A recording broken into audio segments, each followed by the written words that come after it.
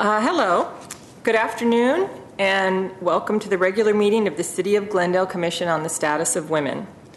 Before we begin, I would like to ask to have today's meeting adjourned in honor of Cameron Willia Hallie Burton.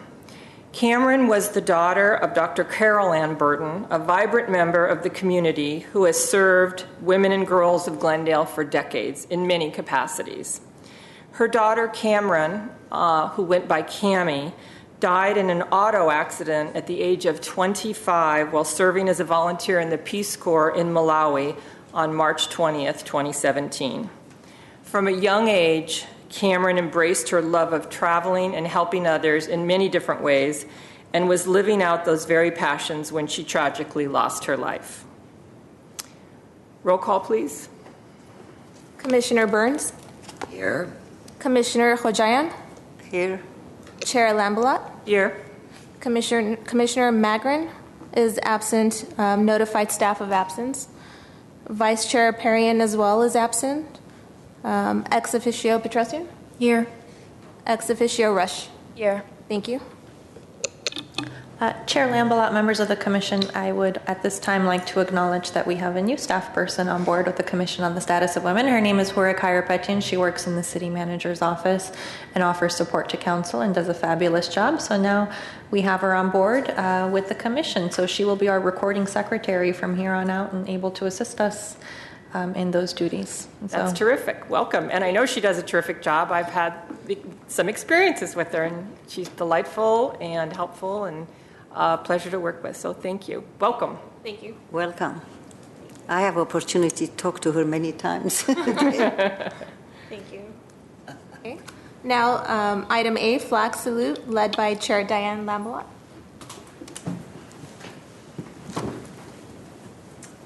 I pledge allegiance to the flag of the United States of America and to the republic for which it stands, one nation, under God, indivisible, with liberty and justice for all. Thank you, Ms. Powers. Next item, please. Item B, report regarding the posting of the agenda. The agenda for the May 8, 2017 meeting was posted on the bulletin board outside of City Hall on or before May 5th of 2017. Item 2, introductions and presentations. Item A, presentation.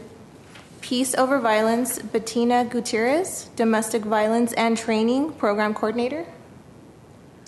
Thank you. I understand Bettina is not here, but please do come up and introduce yourself, and thank you so much for coming. Thank you for having me.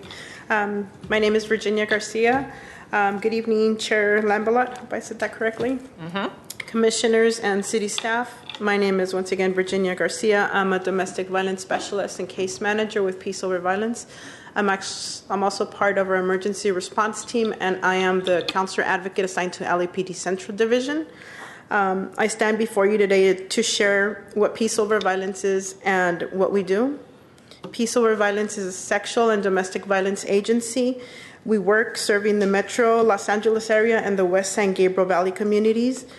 For the past 46 years, Peace Over Violence has partnered and strived to include law enforcement, sister agencies, community partners, district and city attorneys, college campuses, and other important entities in the conversation of rape culture, the dynamics of violence, the importance of providing support and resources to survivors and their significant others impacted by sexual assault and domestic violence. Peace Over Violence, we offer prevention, education, advocacy, emergency, and intervention services.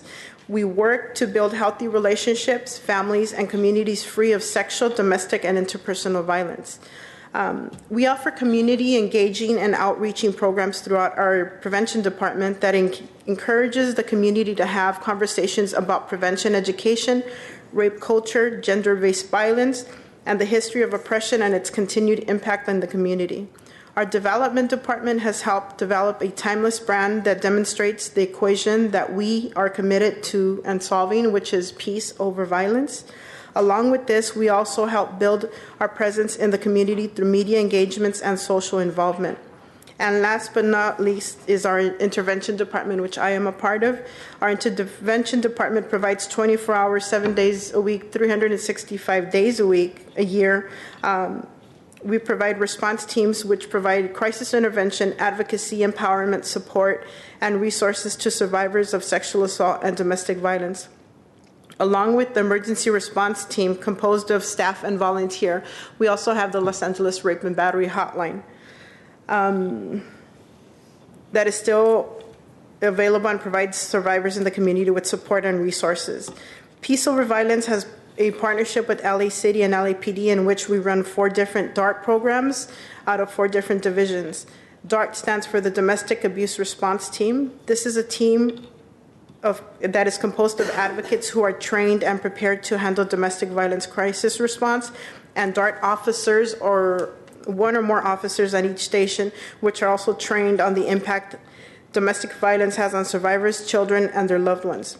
Although Peace Over Violence is an agency composed of many moving parts, we all work in unison to accomplish our mission, which is to build healthy relationships, families, and communities free of sexual, domestic, and interpersonal violence.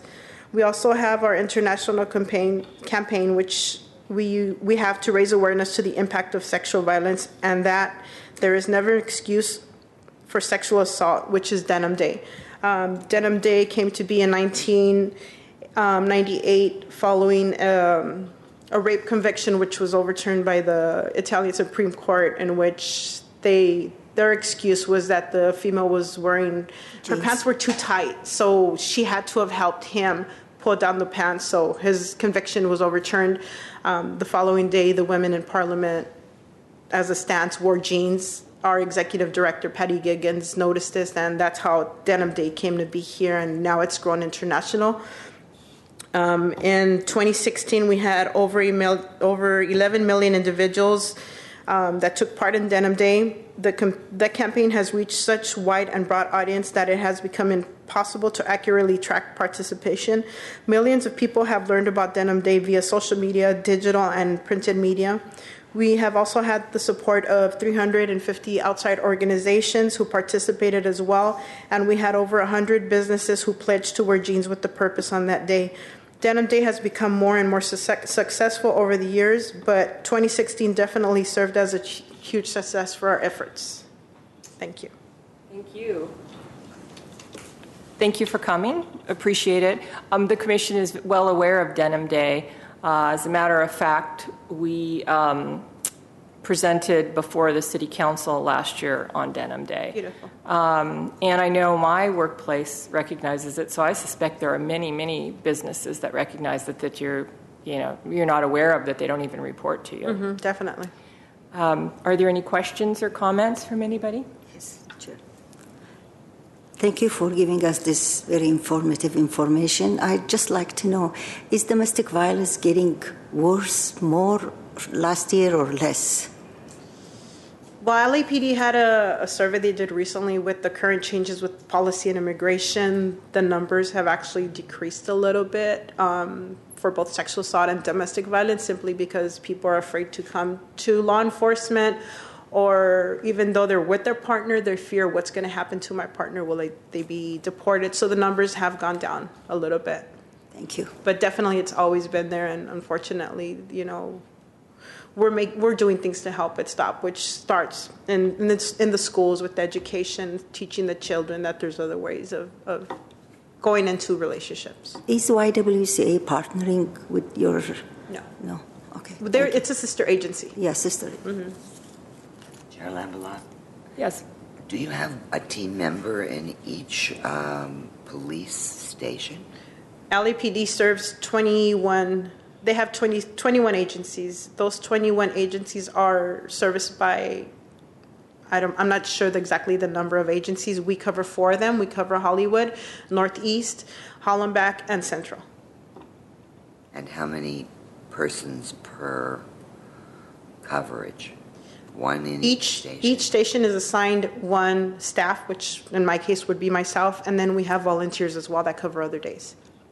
But you said 24/7. So that's part If there's of... a call, is that you? Yes, it can be. We have the DART program, which is the Domestic Abuse Response Team. Those are assigned advocates that are there at the station certain days whenever law enforcement is there. And then we have our emergency response team, which is our 24-hour line. So whenever there's either a call for a rape or a domestic violence where the survivor needs support or emergency services, we respond. So I am also part of that.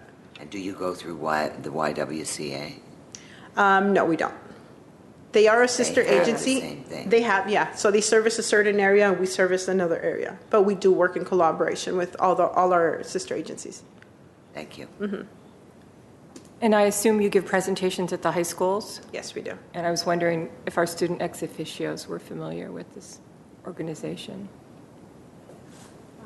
Sarcastic. Have you done any recent presentations at any of the GUSD schools? That would be our prevention department, and I know they've been very active, especially with April being Denim Day. They were everywhere.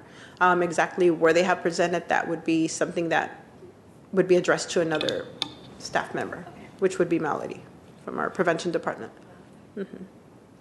Melody or Diana.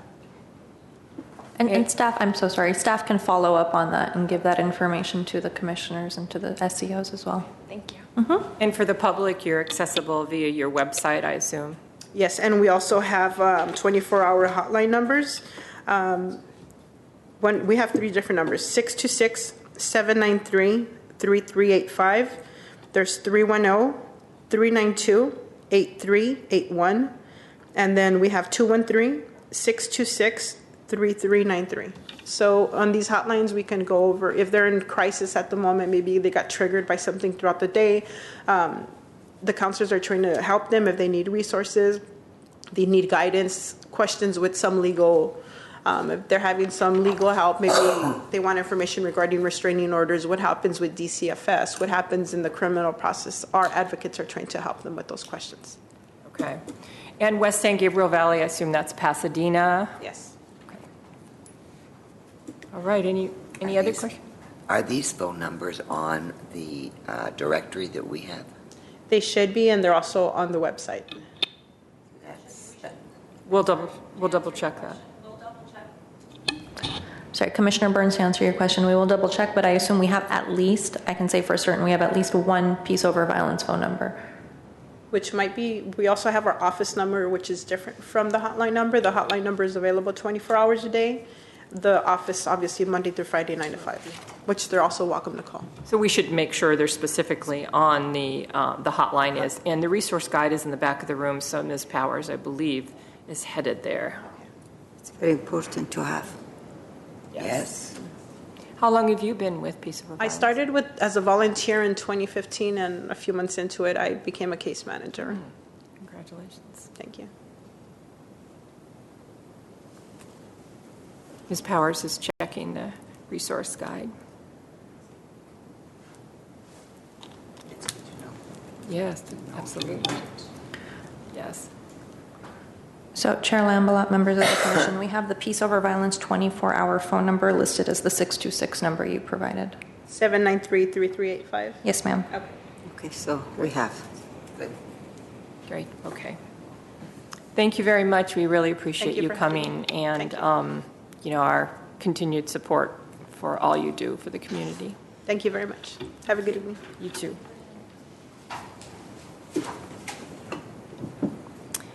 Thank you. Next item on the agenda, please. Oral comment. Discussion is limited to items not a part of this agenda. Each speaker is allowed 5 minutes. The Commission may question or respond to the speaker, but there will be no debate or discussion. Staff may refer the matter to the proper department for investigation and report. Staff has not received any speaker cards. Okay, seeing no other speakers or no speakers, this item is closed. Next item on the agenda, please. Item 4, consent items. Approval of the minutes of the regular Commission meeting held on February 13th of 2017. Are there any changes that the commissioners would like to make to the minutes? Chair Lambalot, members of the Commission, I just wanted to point out that due to the absences at the last meeting and this meeting, Commissioners Burns and Kojayan are welcome to weigh in on the minutes and vote on it if they've watched it beforehand and can attest to the accuracy of the minutes. I will weigh in that I did watch every second of it. So if we do have the same from Commissioner Kojayan, then we're able to vote on this item. If not, we could defer it to the next meeting. So do you feel comfortable voting on the minutes?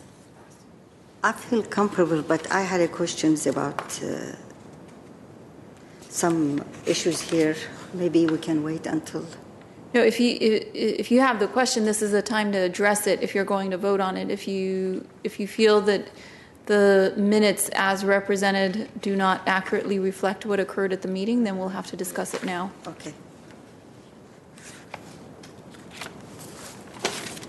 Let me see. Oh, my question was about the providing direction regarding clothing and accessory drive. I think in last meeting they had the discussion about this. Commissioner Kojayan, members of the commission, at the last meeting, I believe it was under commission staff comments, Chair Lambalot asked to have a report at the following meeting about this, and it was seconded by Vice Chair Perrian. And that's what's being presented. It's part of the agenda today based on direction from the commission at the last meeting. Okay, then I feel comfortable. Okay, I can second. So you need a motion and a second. Do we have that already? I don't believe we have a motion. Yes, I have a motion. I've Got a motion, so now we need a second. Second. Any other discussion, any changes to the minutes? No. Would you like a Roll call, vote? please. Okay. Commissioner Burns, Yes. Commissioner Kojayan, Yes. Chair Lambalot, Yes. Commissioner Magrin, Vice Chair Perrian, ex officio Petrosian. Oh, I'm sorry. I didn't know you were supposed to stop it. Okay, I was looking at the roll call. So the record will reflect that we had 3 affirmative votes from the commissioners. That would be Commissioner Burns, Lambalot, and Kojayan. Great. Thank you. Next item on the agenda, please. Okay. Item 5, business agenda. Action items. Number 1, update on the Commission on the status of Women's Legislative Agenda. A, motion providing direction regarding the list of bills presented. Item 2, under item 5, consideration and discussion of a clothing drive for women.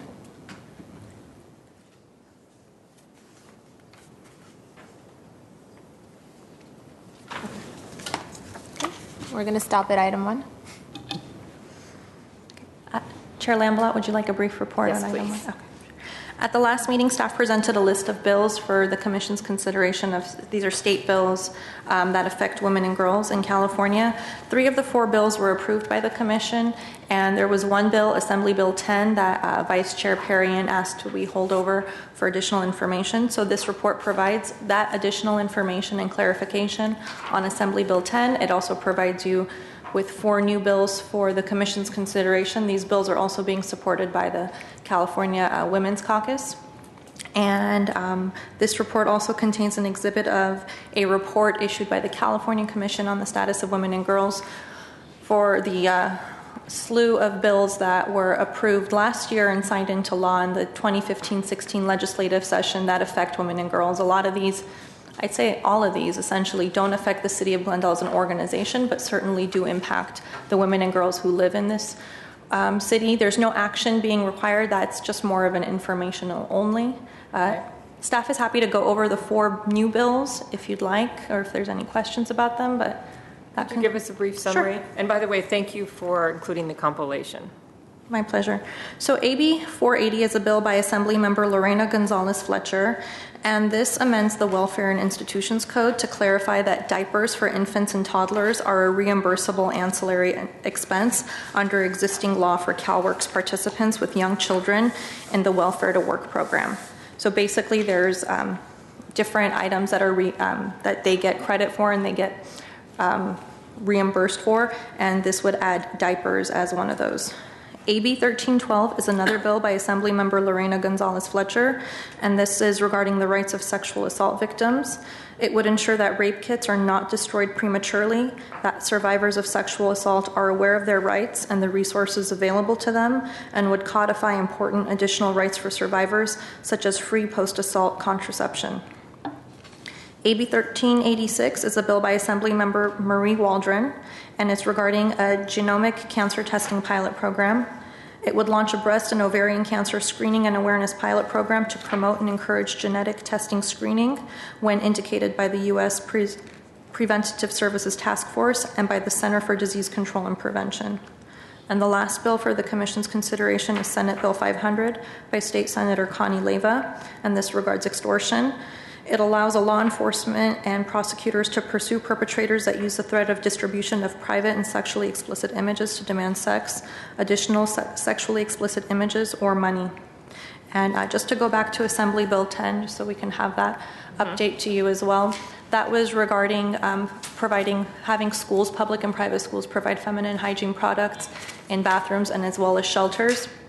There's a few slight amendments, but essentially the gist of the bill remains the same. And the question that was raised by Vice Chair Perrion was who would cover the cost of those products, if it would be the schools or not. And the costs would be reimbursed by the state. So we were able to get that clarification. So I believe Vice Chair Perrion's hesitation was supporting a bill that would put this extra cost burden on schools. So it would be the states providing that reimbursement to schools. That was my impression as well. This item is open for discussion. Does anybody have any comments? Lambalot? Yes. It would also put additional costs to the taxpayer. I'm not sure that, since I missed last 3 months ago, I had quite a bit of time to read this AB 10, and the expense going to the government is basically the same as going to the schools. I called several young women who are going to school now. If we go back to you and or you, or slightly elderly women, I don't recall sanitary products being available free in any school, based on the fact that this is something that each young woman deals with, and if you push out and look at how the expense for these feminine hygiene products, it's a bundle. It's very expensive to let's say starting in grade 6. You're going up to grade 12, then are you going into the universities? I think that, I'm not sure that the expense should be borne by the schools or the government. I think it should be borne by the particular student. Okay, thank you for your comment. Any others? No.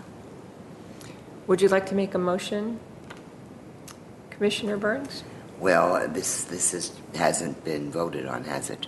Not AB 10. At the last meeting, AB 9, which is a companion bill of Assemblymember Garcia's, the Commission did support, and that was for feminine hygiene products to be tax-free. Yes, I remember that, and that did not pass. Last year it did not pass, so Assemblymember Garcia brought it forward again, and this time she added the bill about the feminine hygiene products being offered at schools for free as well. But she didn't give any kind of cost. I would agree with Vice Chair that, to me, this needs to be looked at more than just, yes, we should do it. The cost may be really quite expensive. And perhaps alternative 2 is the motion you want to Well, I don't know where alternative 2 is. It's here. Page 4. Page 4. Well, are you looking at... May approve some of the tracked bills as presented and recommend council support as opposed to all of them. So Let's peek at it, because I can't make the motion. you can't make it. I can move the. Okay. So you're vice chair? Okay, can Do you have I? any comments? Yes, I can. Alternative number 2. Uh-huh. The commission may approve some of the tracked bills as presented and recommend council support.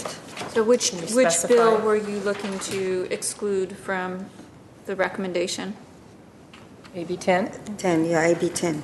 So that would be the 4 new bills that are Yes. presented in this report, and leaving behind the carryover bill from the last report. Yes. Okay.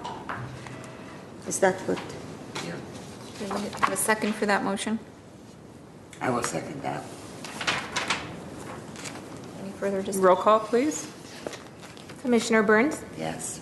Commissioner Kojayan, Yes. Chair Lambelat. Yes.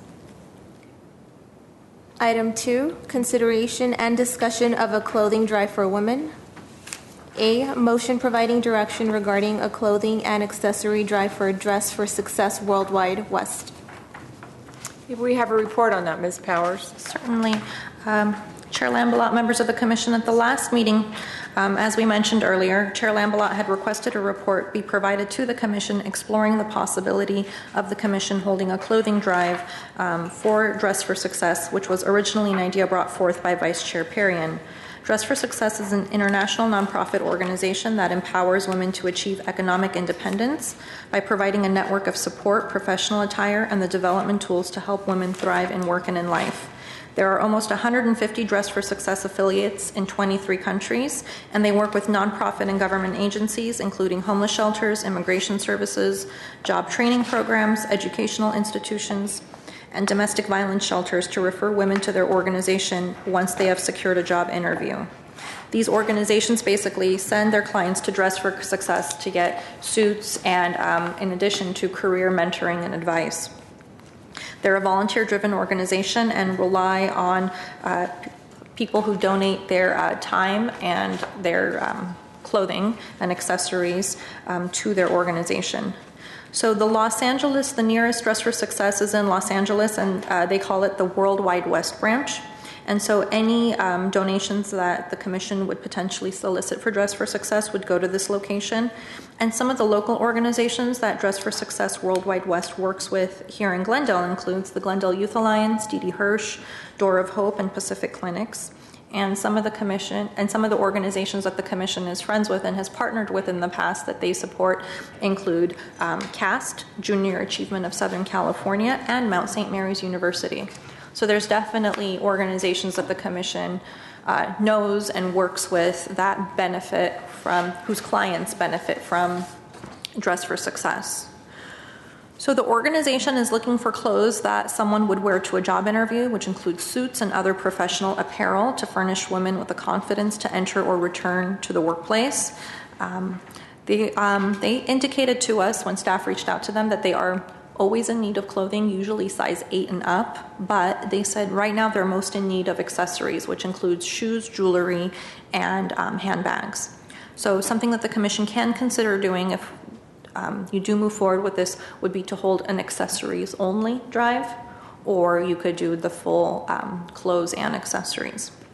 They ask that all items donated are on hangers, dry cleaned, laundered, and ironed, and not more than 3 years old, and suitable for wearing to job interviews. Staff recommends that in determining the timing of this event, that we build in some time to promote the drive prior to its commencement and have it run for at least 2 weeks. Staff can create promotional flyers, press release, and do social media outreach to help get the word out, and the commissioners to serve as valuable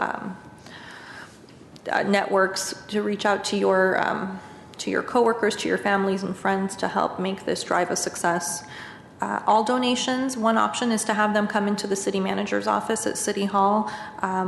Commission can explore other drop-off locations. The only drawback to the City Hall location is the limited hours. City Hall does close, is open Monday through Friday until 5:30 p.m. and is closed on the weekends. So it would make it difficult for someone who works all day to come by in the evening or on the weekends. And that's where some commissioner help can come into play.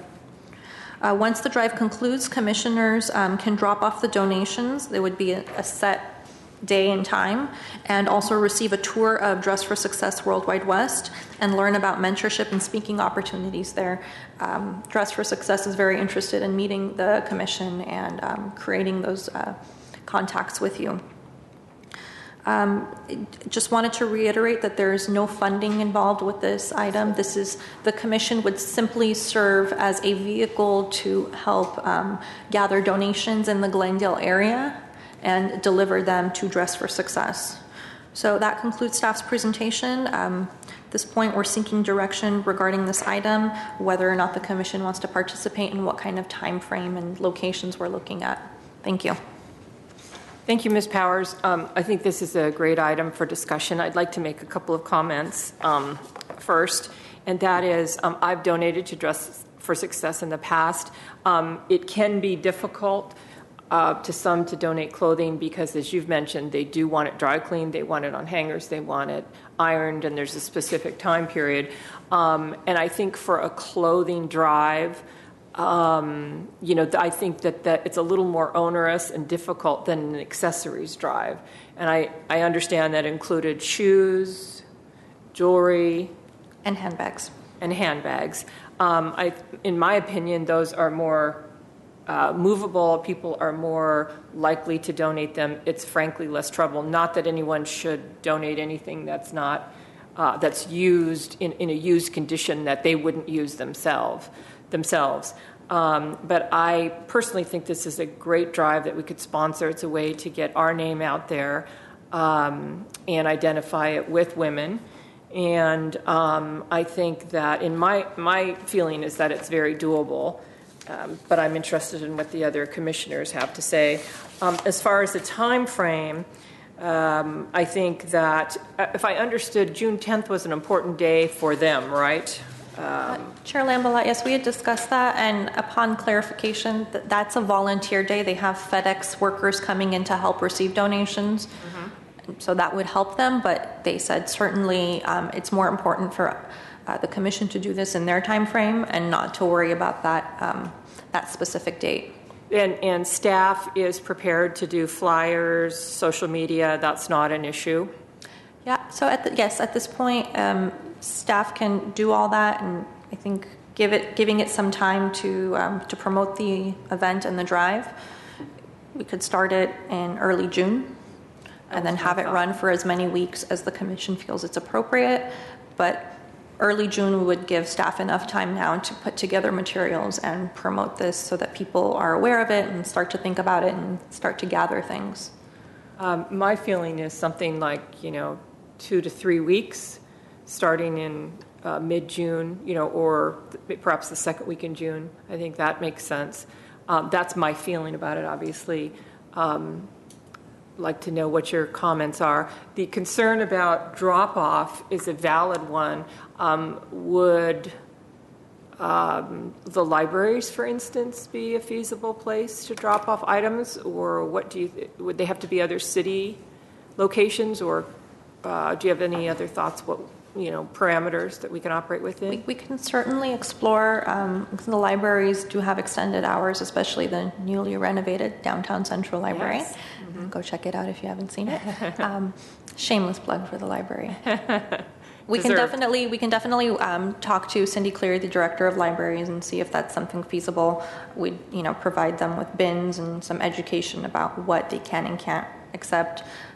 We can certainly explore that and have that be an option. If that's available, we can automatically just move to that and have it be at least one library location. The other way of doing it is for commissioners to also be able to help if you do go with the city hall route. It would help for commissioners to be able to collect them and then maybe bring them to city hall. Oh, certainly. Okay, that's an option then. Like, for instance, at our offices or neighbors. Should the commissioners feel comfortable doing that, and that can be with your own networks of friends and family. Okay. Yes, and then just one question I had, and as I understand it, the commission can authorize that we move forward with that tonight, assuming that we all agree, and some of those details can be worked out after the fact. Certainly. We don't have to work them all out. Certainly, we don't have to establish a drop-off location here at this meeting. If there's enough direction from the commission for staff to move forward and finalize those details and report back to the commission, we can certainly do that. Thank you, Ms. Powers. Commissioner Gojayan? I like the idea, but only my concern was when I was reading the report, it was any fund involved. Now I understand there is no fund involvement and just it's a vehicle to help women. But my concern is when you said we are going to receive donations and we are going to take to dry cleaning, or is going to come clean to, and when you said they drop up in the management, is going to be person there receiving or part-time employee? Is going to be any effect on? Commissioner Kojayan, my preference, again, deferring to the whole commission, would not be to have a clothing drive, but would be to have the accessory drive. Okay. Because then we would not have to be concerned with those logistics. I think it would be easier. That's my personal thought. If in case, that will be okay, because the other part is very difficult to take care. And when you said there is going to be drop-off, like in the management services or, for example, library, did we consider on the Brand Boulevard, corner of Brand and Dryden, there is a big boxes for donations. Is that different? No idea what's in those boxes. No, what I'm saying is the drop-off.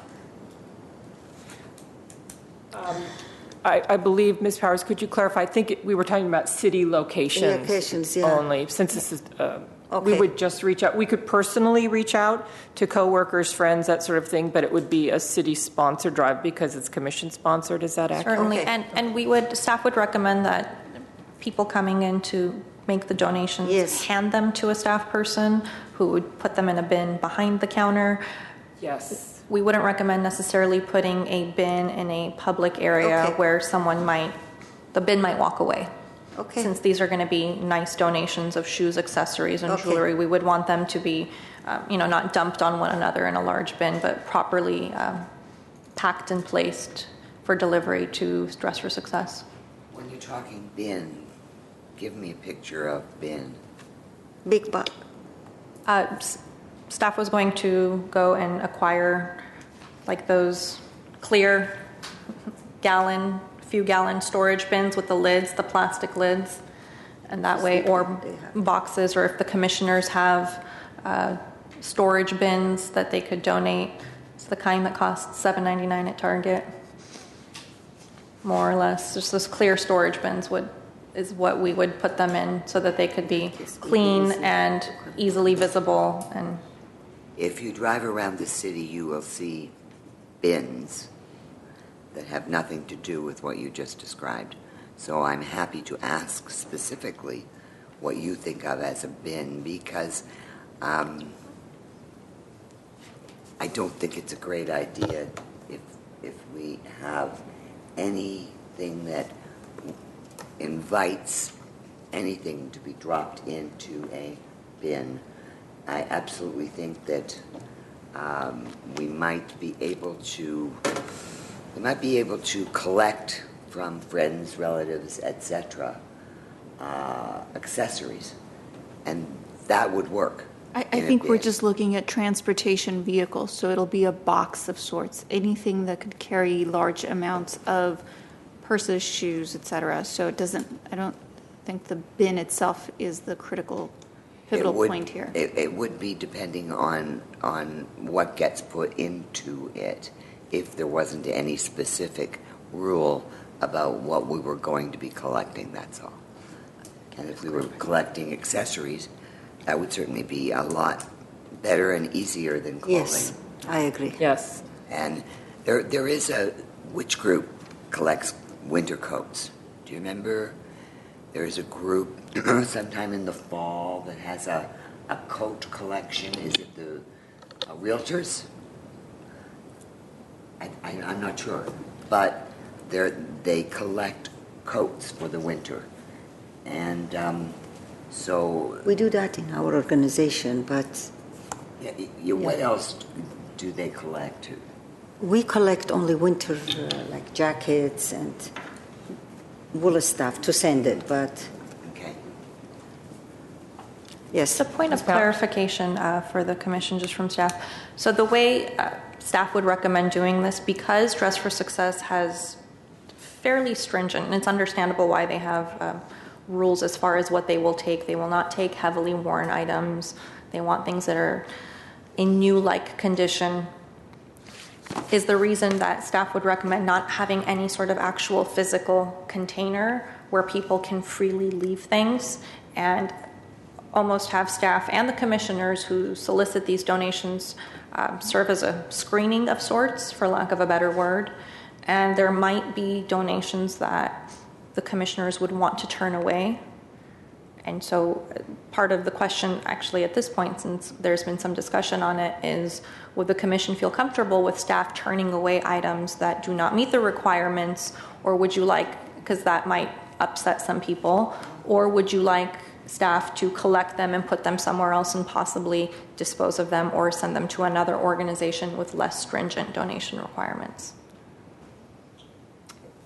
Is there a comment on that? I think we can address that. I think student ex officio had a question. I had a comment before this conversation. How long do you think that it would take you to make the flyers and start the social media campaign? Because I understand that we want to start it in early June or mid-June, but I would like to get it to the schools before school ends, so that younger people would have opportunities. And it ends June 1st. So do you think it'd be possible? And I understand that the actual drive could happen afterwards, but just so that the word got around before the end of school. Yes, to answer your question, the flyers and promotional outreach could definitely be done before June 1st. Okay, that's great. The last week of May was the target. Okay, that's perfect. Thank you. And getting back to the issue that Commissioner Burns raised and you commented on, I think the flyer, and my thought would be the flyer could say, I think Dress for Success actually has parameters. They have language. They've been doing this a long time.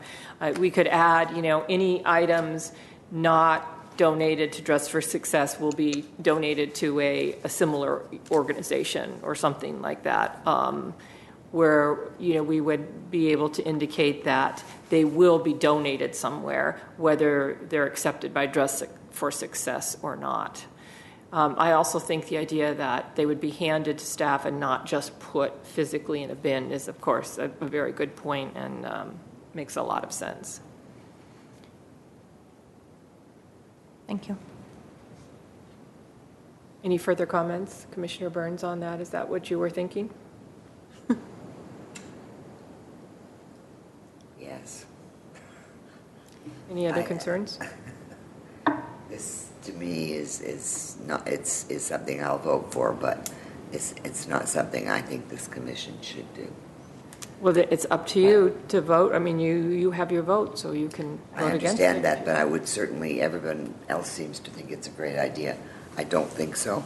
I think that we have so many different groups that do exactly what this is doing, that we could do a collection, bring it in and take it to Salvation Army, take it to there are any 5 or 6 or 7 groups in the city that will take these donations. So, but I'm okay with it. It's just something that I don't think that the commission should be heavily involved in.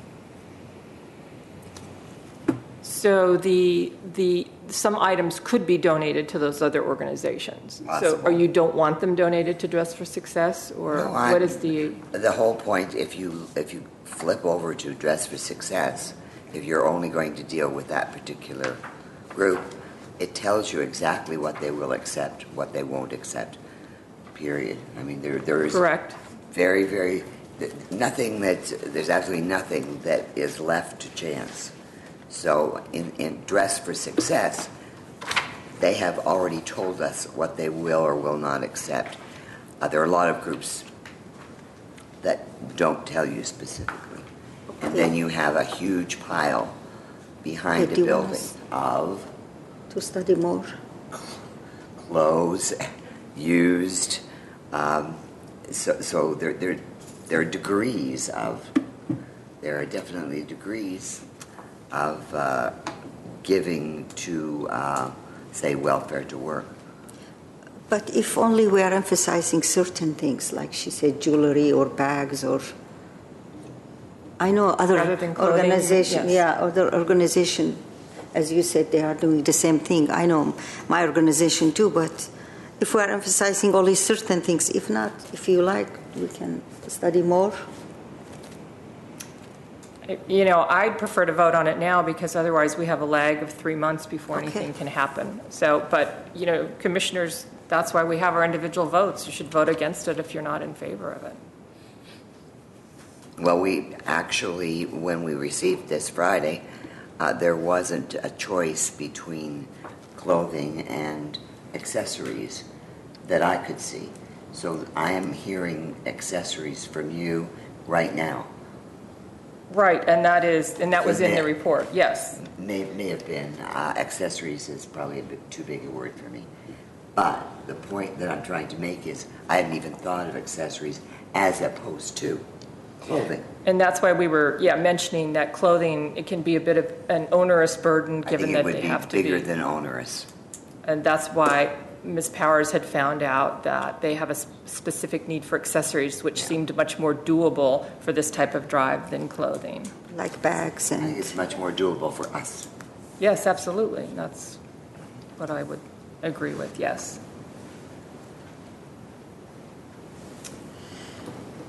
Ex officio, Patricia, you have any thoughts or comments? I'm in favor of having the accessories drive. I think that would be very beneficial when it comes to young women dressing to get jobs, and advice, like you said, is also included with this program. So I think it's a really great opportunity. One of the things that struck me about it, Ms. Powers, in the report is that sometimes accessories, the right jewelry or the right handbag or even the right shoes, really sort of gives you that extra bit of confidence and, you know, have you put together in a different way, which is why I think that resonated with me in particular. Again, that's just my opinion, though. So our choices are to consider supporting this drive and establish a time frame for collecting donations, or 2 is a different organization, 3 is not to hold the drive, or 4 is to consider any other alternative not proposed. Yes. And Chair Lambola, in the motion, we can specify whether we want to do all the donations or if we want to just focus on accessories. Okay. Is there a motion for any of those alternatives?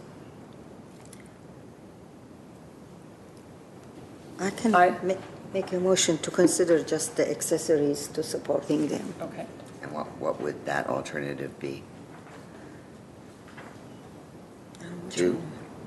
I think 2 is for if we it's receive 1. something I think it's the 1 because there was going to be time limit. Well, you're tracking, improving the tracked bills as presented. This is, let me make the initial motion and then we can discuss it. I moved the gavel. I'm making a motion for alternative 1. The commission may consider supporting the drive, Dress for Success, but accessories only, and establish time frame for collecting donations, which would be a 2 to 3 week period in June 2017.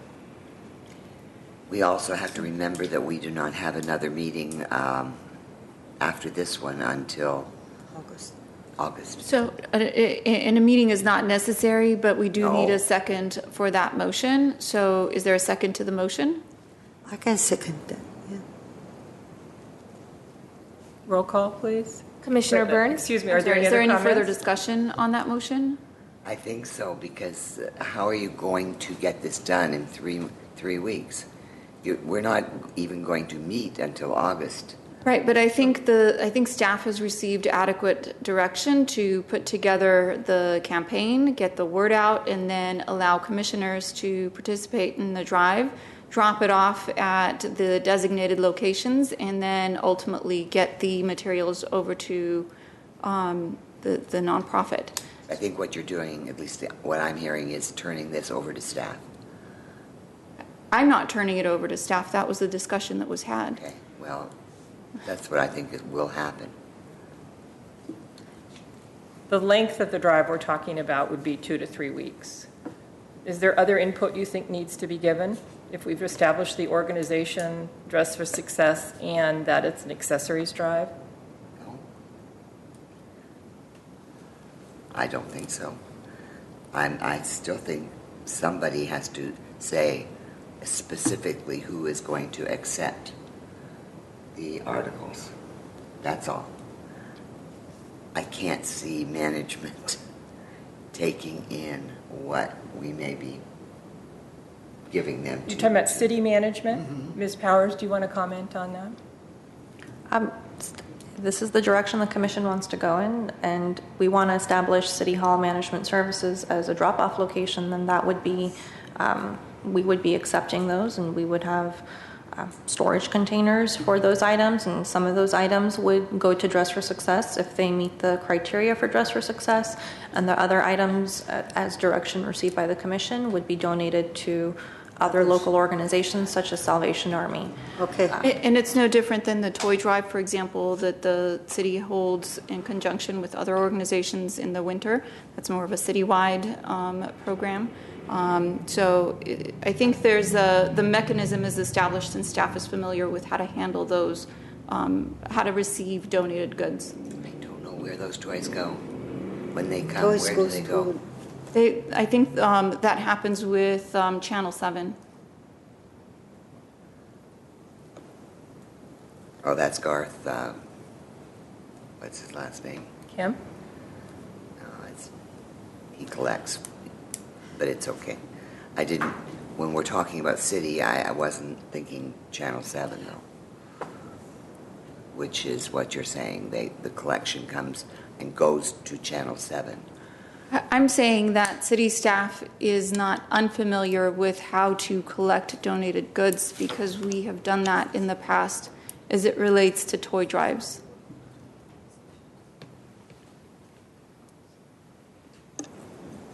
Yes.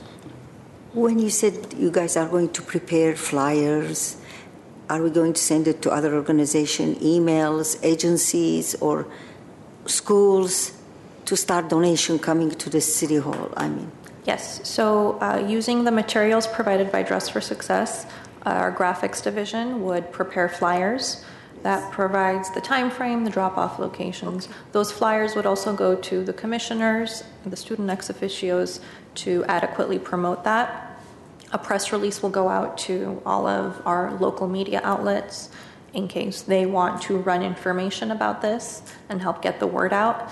In addition, staff will email the local nonprofits that we work with and send that same press release to those nonprofits so that they're aware as well should they want to donate anything, or let their board members know about this so their board members can help elicit donations.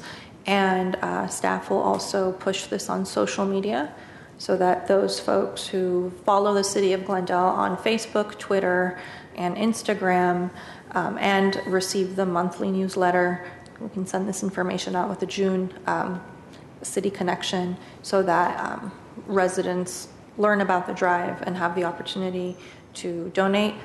Staff can also put together a graphic, a bulletin for GTV6 that can run on Channel 6 so that folks in between meetings can catch that information and call the city for more information about the drive and learn how they can participate.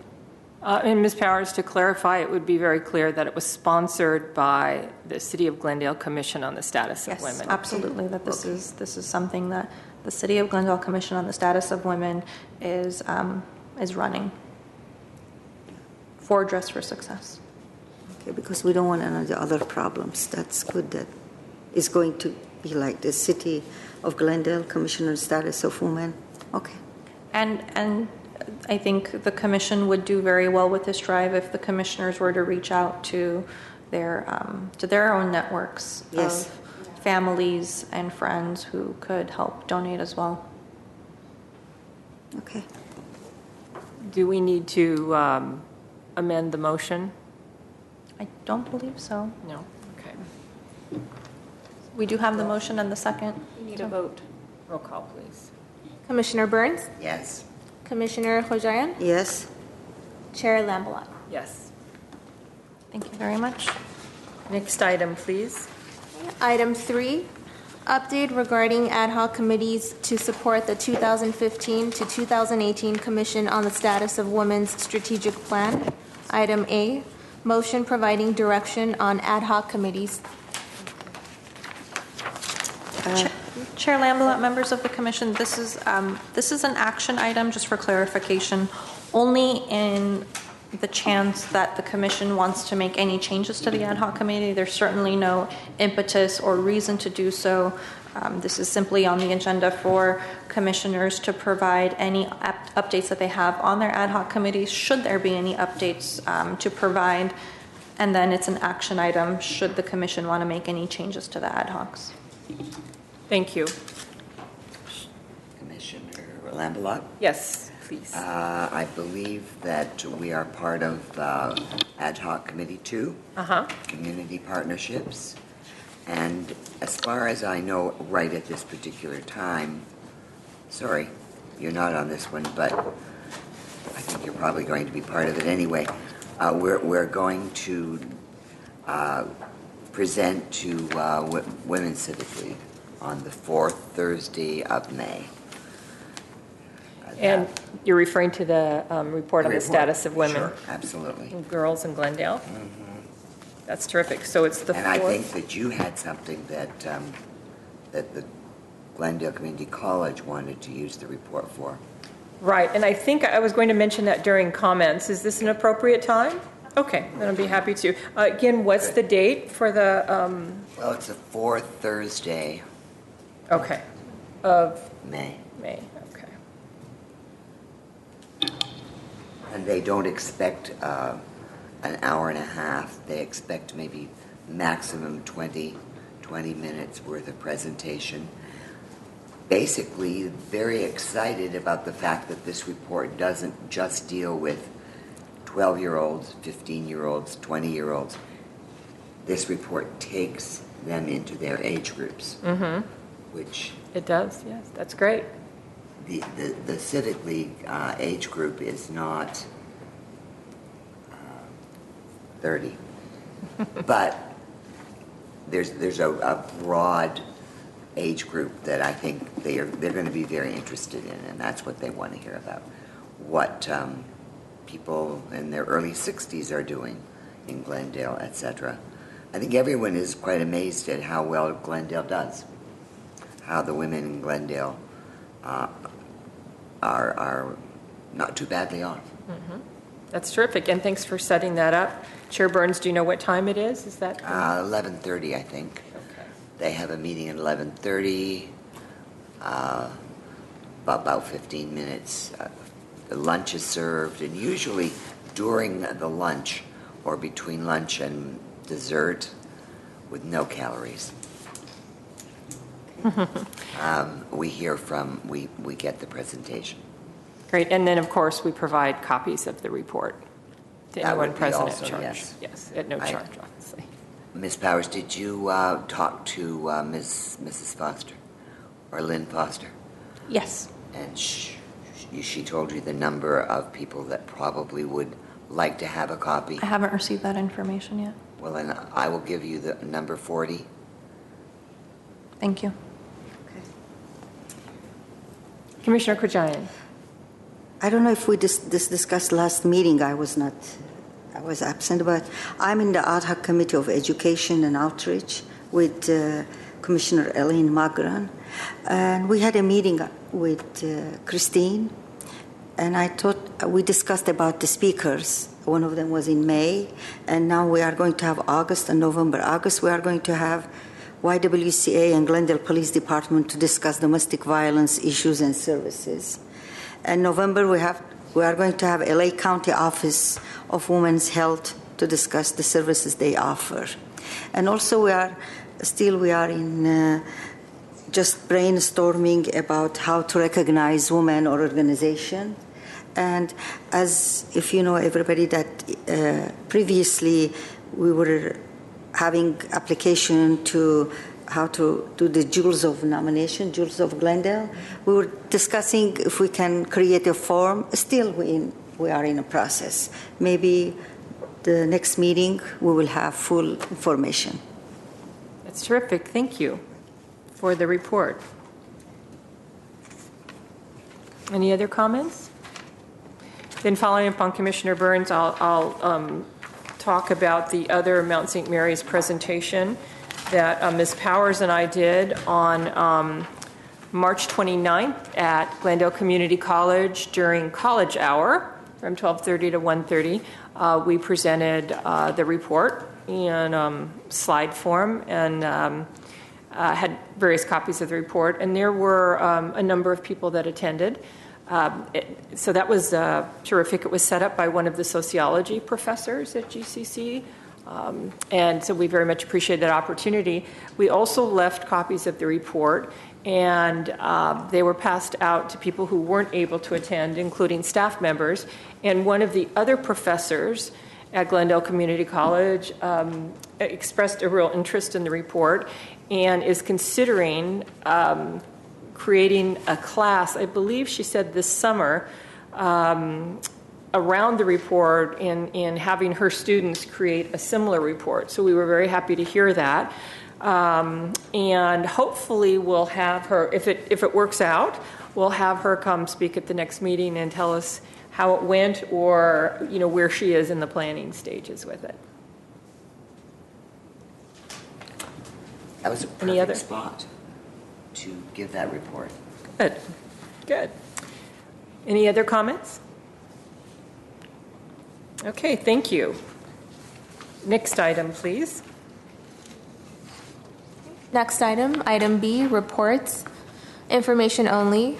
Update on CSW sponsorship of Seroptimus International of Glendale's Dream It, Be It event. Chair Lambalot, members of the Commission, at the last meeting, the Commission approved a sponsorship of Seroptimus' Dream It, Be It event. This sponsorship included use of Spar Heights Community Center with a waiver of the rental costs, as well as printing tote bags with a Dream It, Be It logo for all the participants. Staff wanted to let the Commission know that upon consultation with the City Attorney's Office and further understanding the specifics of the event, it was determined that the Commission would be unable to support the sponsorship as the event was marketed to girls exclusively. Individual members of the Commission are still encouraged to participate should they be interested, and would recommend working with Seroptimus members, and Chair Lambalot and I believe Commissioner Kojayan are members of Seroptimus and can help facilitate that, because it does require background checks and waivers for adults to be there. Yes, thank you, Ms. Powers. Any questions or comments? Check. And myself.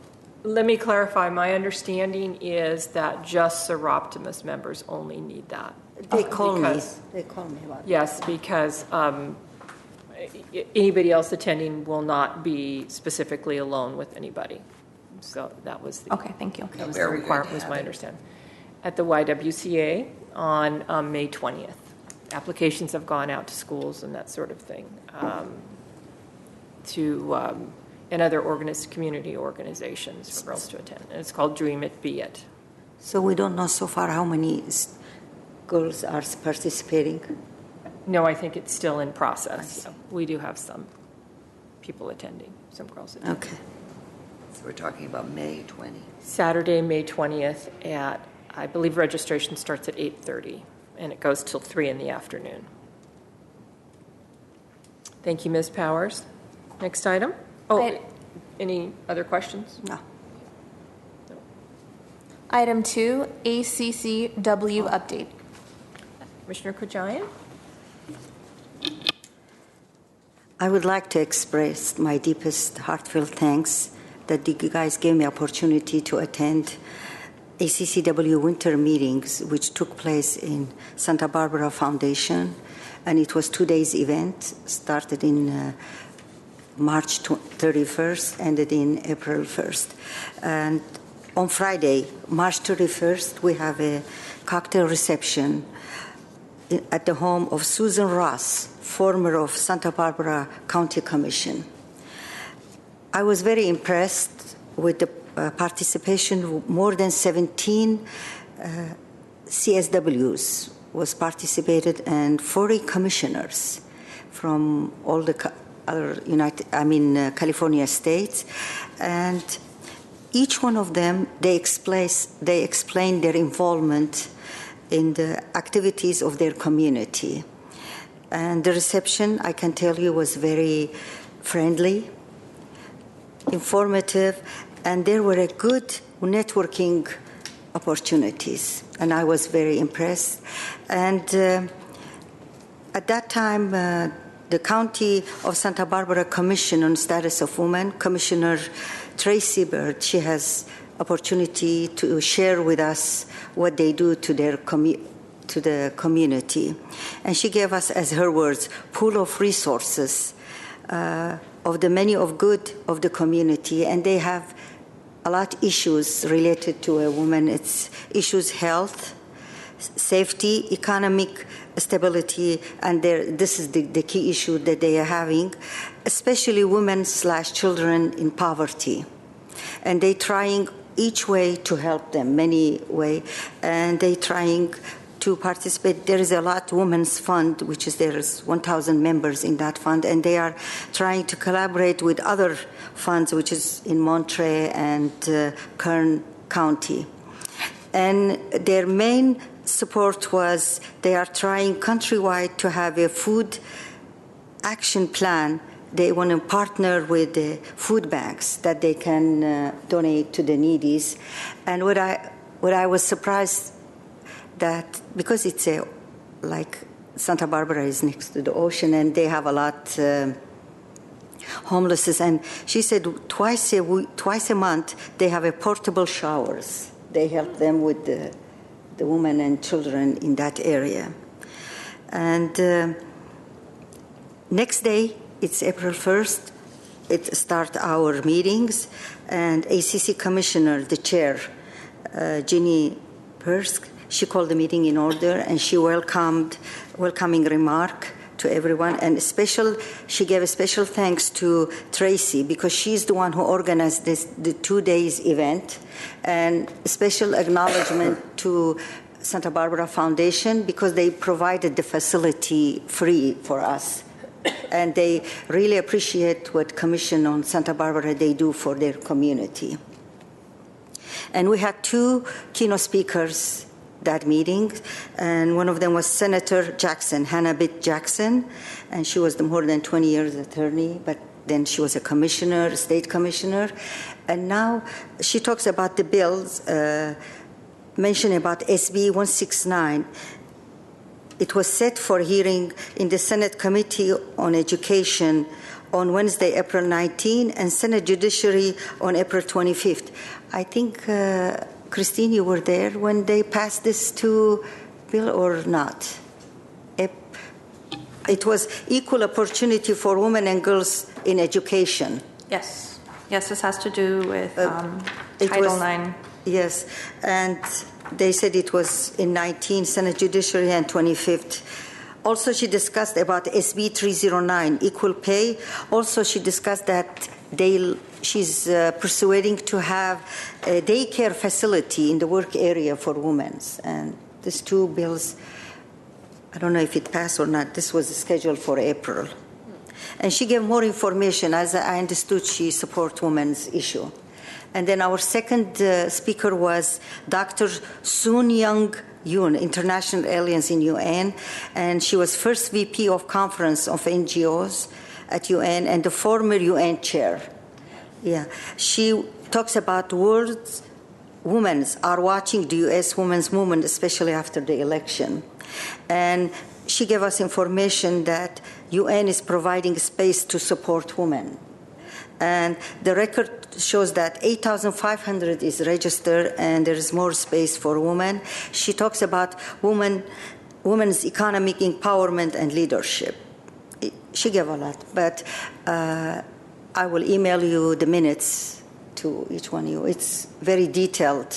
It was very good information. And also, this 2 days event was funded by ACCW. Chair Jenny was also discussed that in their last meeting they passed a motion. They like to change their names from ACCW to add girls in there, but they think it's a law issue still now. Until they go to our state meeting, they will bring this issue to the Association of California Status of Women and Girls. They want to add. Also, the annual meeting will be in coming September 23rd, and San Francisco Commission is sponsoring. They will be the host of this meeting. And she also urged us to go back once in a while to www.accwwomen.org to see up-to-date information. Really was very good meeting. I enjoyed it, and I have a lot of information. And I'm going to email it to each one of the commission and Christine to see and share the information. Thank you. Thank you. Thank you very much, Commissioner Kojayan. That was very interesting. Thank you for attending. Thank you. And thank you for reporting. Commissioner Kojayan. Yes. Did you not say that the senator said that we were employees? Oh, yes, I forgot. Thank you. At the meeting also, California Commission's Executive Director, Nancy Rodriguez, she was there. And when she started, she was so happy. She said, I want to tell you, commissioners, that we are part of government. We can say that because we are nominated. That's what she said. And also, she mentioned that the State Commission is 52 years old. And she mentioned that there is a lot of official women now in power in the state capitol, in Senate, legislatives, and state agencies and speakers. And she said her own ability there, to influence more women to be in the government. That's what she said that we are part of government. I think it was very inspiring. Yes. My understanding, I believe I'm correct on this, is that our former mayor and councilwoman, Laura Friedman, yes, who is now the state assembly person for the 43rd district, is the first woman to hold that office. From the 43rd? Yes. For the 43rd, yes. Yes. Thank you again. Thank you. Any comments or questions? Thank you. Next item. Item 6, Commissioner staff comments. I have a few comments. Anybody would like to I've got them spread out. comment? Okay. I'll go really quickly. Feel free. Commissioner Burns, feel free. Thank you. You all probably know that the 1st of March, the Central Library was reopened. Somewhere in the range of $20 million was put into the Central Library, and it's certainly waiting for everybody to go take a look and use all the facilities. I was really, really excited to go to the Alex and be one of the signatories on a group called Glendale Healthier Community Coalition. If anybody would like to take a look at this flyer, and this is, unfortunately, I should have brought 12 of them or so, because every group that is part of the Glendale Healthier Community Coalition is on this. And we are there too. Yes, we are there as the Commission on the Status of Women. Great. We're there. See how fast that is? Don't have to hurry. No, I Take your know. time. I hope everybody went to the Taste of Glendale. I April did, yes. 26th. Terrific. It was great. Good. And then I received, and you've already got something, so perhaps you want to mention Sure. that when we get to it. The dance series at the Brand Library. if you are a friend of the library, you are going to get an announcement. If you wish to join the Friends of the Library, you will definitely get an invitation. And this particular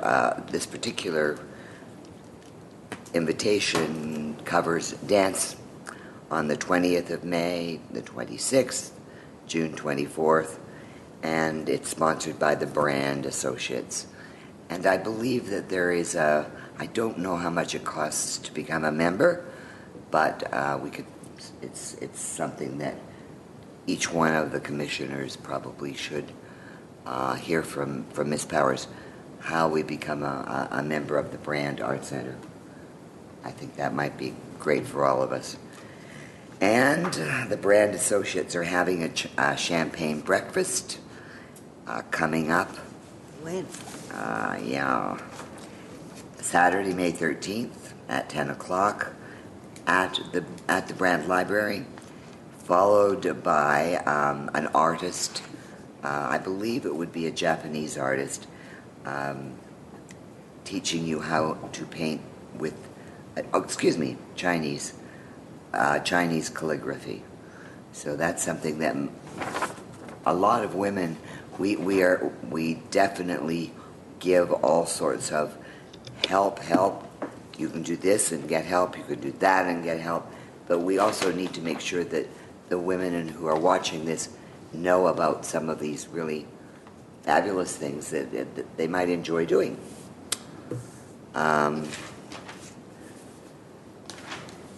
Yoga for seniors.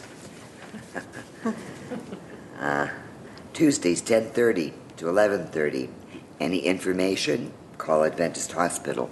They will give you the information on the classes for yoga for seniors.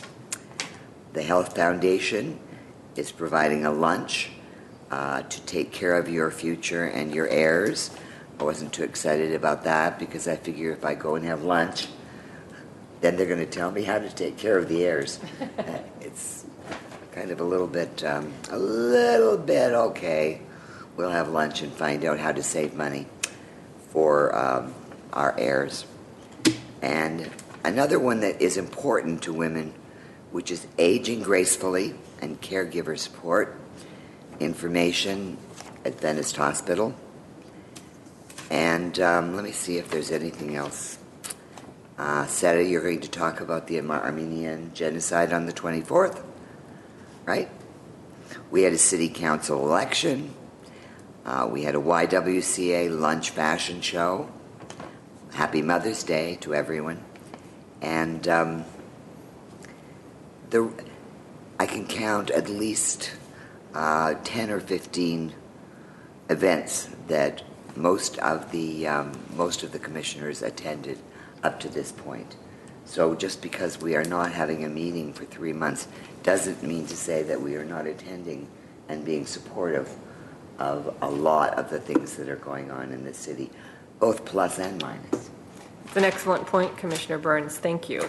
It's hard to do everything in 3 months and then hope that a lot of people find out about it. But we seem to be able to cover a lot of things and represent the commission. And you've obviously illustrated several that have happened or are going to happen and that are terrific events.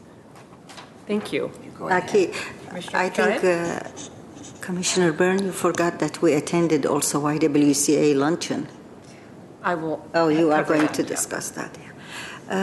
I think it was 16th annual of the city of Glendale is holding that for the April 24th genocide, Armenian genocide. This is 15 years or 16? I thought it was more than that. I thought it was the 26th. No, city of Glendale. I don't have, sorry, Commissioner Kojan, I apologize. I don't have the exact number, but I think you're very close. I believe it's about 15 or 16. And this is every year. I believe it was the 16th. All the Organization of Armenian Relief Society who remembers our 1 million, genocide that happened in 1915. And this is, 15 or 16 years that city of Glendale is taking off in Alex Theater. This is almost 15 years, and they have a good program and speaker. Commemoration. I think Commissioner Byrne and Commissioner Lambert was there. Maybe they can say their... It was awe-inspiring, wasn't it? Yes. Yes, it was. It was on April 24th at the Alex. Yes, it certainly was. Thank you.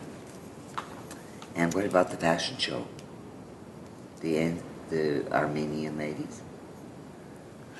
Oh, that was March 25th took place in Universal Hilton, attended almost 500 ladies. And this Armenian Relief Society, this is a Glendale Sipan chapter. That's their biggest fundraising event, which they help the needies. The proceeds will go to the needies and educational fund. And it was very professional and I think magnificent fashion show. Thank you. Thank you, Commissioner Kajayan. Okay. And you mentioned the YWCA luncheon. Yes. That was last month on April 5th. And we specifically wanted to mention it because our own student ex officio, Lena Petrosian, was presented with the Jane O'Connor Community Volunteer Service Award during that luncheon and received a $1,000 scholarship. Yes, and several of us were there, and we were very happy to see that. So congratulations. Congratulations. Also wanted to point out that Commissioner Magrin, who is not here tonight, is holding on May 12th a suicide prevention workshop for teens. It's it's provided in the Glendale Community Services and Parks material that goes out. It's available on the website, but it's at 6:30 p.m. and it's again a suicide prevention workshop. And she's and it's sponsored. She'll be leading the workshop and outlining the warning signs of depression that can lead to suicide and related issues. And then finally, I wanted to mention that Seroptimus International of Glendale holds its programming lunch the third Thursday of each month. And this month, Thursday, May 18th, at Oakmont Country Club, there's a program that is called Finding Strength and Opportunity Amidst Adversity. It's done in support and awareness of Mental Health Awareness Month. The reason I'm bringing it up is, one, because it's an important topic. Two, Seroptimus has specifically invited the commission members to attend. You need to RSVP to Seroptimus International of Glendale. We have a website, and also lunch. The cost for lunch and the presentation is $28, but the public is also welcome. You just need to make sure you RSVP before attending. Any other comments, questions? Any other discussion? Therefore, I'm requesting a motion of adjournment.